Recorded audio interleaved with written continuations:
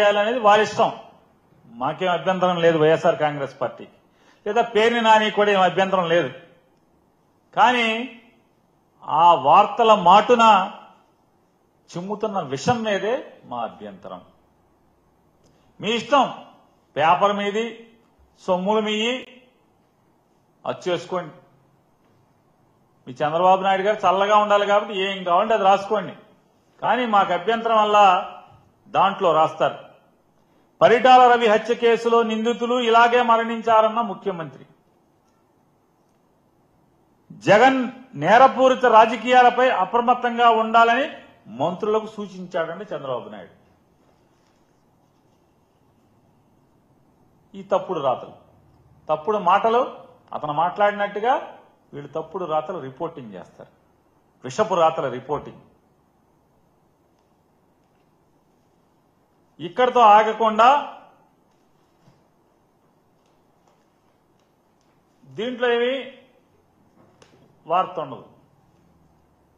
తగుదనమ్మా అని చెప్పిన ఇంకో ఆయన కూడా తీవ్రంగా పరిగణించాలని చెప్పాడంట. సరే, తీవ్రంగానే పరిగణించండి. సుగాలి ప్రీతి మరణం గురించి తీవ్రంగా పరిగణించక్కర్లా. 30,000 మంది మిస్ అయిన ఆడపిల్లలు విషయాలను ఆరా తీయటంలో, అజగనుకోవడంలో తీవ్రంగా పరిగణించాల్సిన పని లేదు. కానీ ఈ వాచ్మెన్ రంగన్న మరణం మాత్రం తీవ్రంగా పరిగణించాలి. మరి పరిగణించండి, తప్పేం లేదు. రెండో పేజీలో రాస్తారు.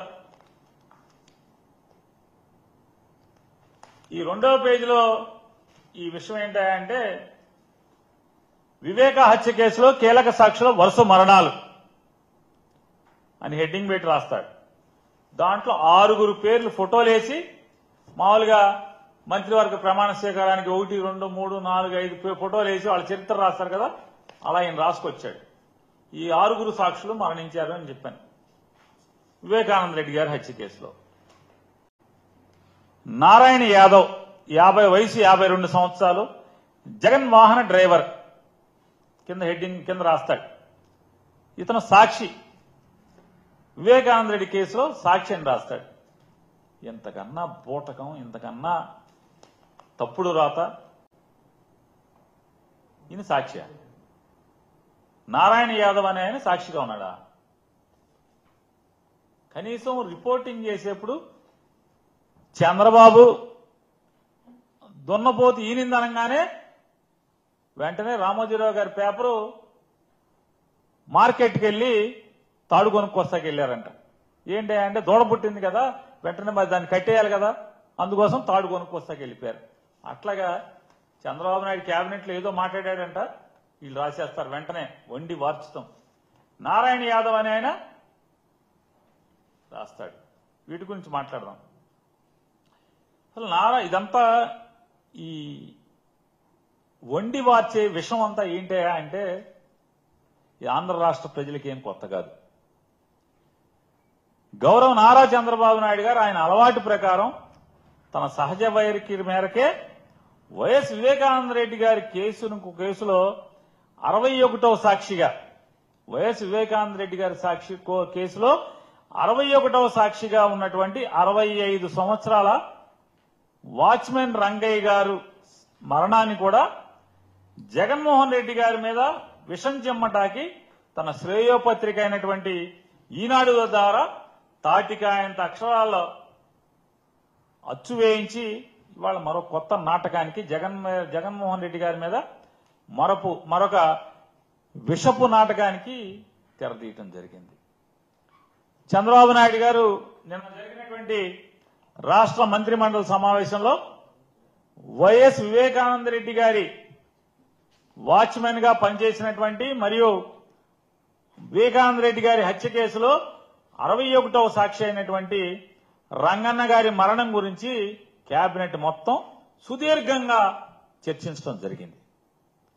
ఆ సుదీర్ఘ చర్చల్లో కేబినెట్ మొత్తం సుదీర్ఘంగా చర్చించడమే కాకుండా ఆగమేఘాల మీద డీజీపీ గారిని మంత్రిమండలికి పిలిచి రంగన్న గారి మరణం గురించి కేబినెట్ మొత్తం వాకప్ చేసింది.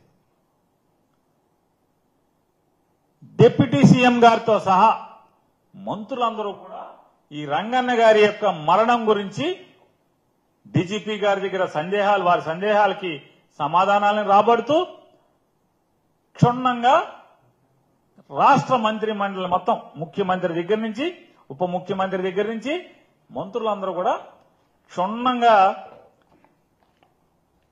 చర్చించారని చెప్పని వీరి పేపర్లోని రాశారు, శ్రేయోపత్రికలోని రాశారు. అసలు ఈ రాష్ట్రంలో చర్చించడానికి ఏమీ లేవు.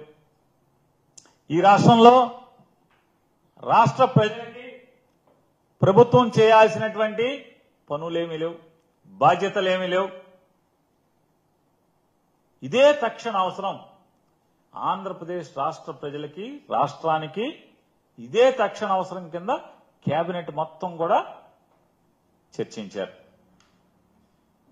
చంద్రబాబు నాయుడు గారు ఎన్నికల్లో ఓటు అడుక్కునేప్పుడు ప్రజలకు ఇచ్చినటువంటి హామీలను అమలు చేయడంలో తన మోసాల నుండి ప్రజల దృష్టిని మరల్చడానికి ఎప్పుడు ఏదో ఒక ఎత్తుగడేయటం అనేది చంద్రబాబు నాయుడు గారికి వెనతో పెట్టిన విద్య. ఏదో ఒక ఎత్తుగడ ఎప్పుడు కూడా హామీల అమల్లో ఏదైతే ఎన్నికల్లో ఓట్లు అడుక్కునేప్పుడు ఏదైతే ప్రజలకి మాట చెప్పాడో ఆ మాట చెప్పింది అమలు చేయడంలో తన డొల్లతనాన్ని ప్రజల మనసుల్లో ఎక్కడ అది బలంగా నాటుకుపోతుందో, ఎక్కడ మదిలోకి ప్రజల ఆలోచనలో వస్తుందేమో అనే అనుమానం కలిగిన ప్రతిసారి కూడా ఏదో ఒక డైవర్షన్ పాలిటిక్స్ చేయటం అనేది చంద్రబాబు నాయుడికి గడిచిన 9 మాసాల్లో అదే పని మీద ఉంటున్నాడు ఆయన. ఈ డైవర్షన్ పాలిటిక్స్ ప్లే చేయాలి, తన దొంగతనాన్ని అంటే ఎన్నికల హామీలు ఇచ్చి మోసం చేస్తున్న విధానాన్ని. ఎన్నికలప్పుడు ఏం చెప్పాడు? సంపద సృష్టిస్తాను, సంపద సృష్టిస్తాం అనేది నాకు వెన్నతో పెట్టిన విద్య, సంపద సృష్టించి మొత్తం ఇస్తాను. జగన్మోహన్ రెడ్డి గారు ఇచ్చేటువంటి సంక్షేమ కార్యక్రమాలే కాకుండా ఇంకా పెద్ద ఎత్తున సంక్షేమ కార్యక్రమాలు చేస్తాను, ఏది కావాలంటే అది చేస్తానని 143 హామీలు ఇచ్చి ఆ హామీలన్నీ కూడా పంగనామాలు పెట్టి ప్రజలందరికీ కూడా ఆయన ఆ పనులు ఆయన చేసుకుంటున్నాడు. తన రాజకీయ ప్రత్యర్థులందరినీ కూడా లేదా చంద్రబాబు నాయుడు గారి యొక్క రాజకీయ ప్రత్యర్థులను కానీ లేదా తన రాజకీయానికి ఎవడు లేదా కొడుకు రాజకీయానికి ఎవడు అడ్డొస్తాడనుకుంటే కనుక వాళ్ళందరినీ అప్రతిష్ట పాలు చేయటానికి తన శ్రేయోపత్రిక అయినటువంటి ఈనాడు ద్వారా తప్పుడు వార్తలు అరిచేయించడం, వారి పరపతిని క్షీణింపజేయడం ద్వారా లేదా రాజకీయంగా పనికిరాకుండా చేయడం ద్వారా తన ప్లాన్ అమలు చేయడంలో చంద్రబాబు నాయుడు గారికి పెట్టింది వెన్నతో పెట్టిన విద్య. Subscribe to Social TV Telugu for more videos. Hit the bell icon for faster updates.